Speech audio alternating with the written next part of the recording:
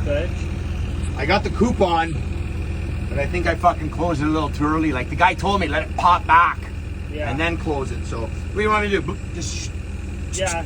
You might not want to get wet, but I was just I'll stand on the other side. Yeah, yeah. You see, What Zach, you get want out of me the to hole. you had to have gone through. It's like what you just said. I think Yeah, probably should have let it pop off, but yeah. That's what what we got taught at the sales rep.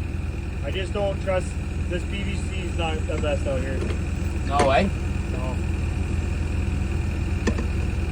Hopefully it is. If it comes out.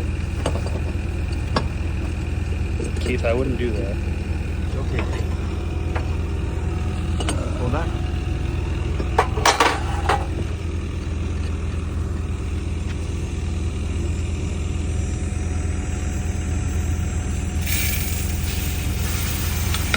Beautiful.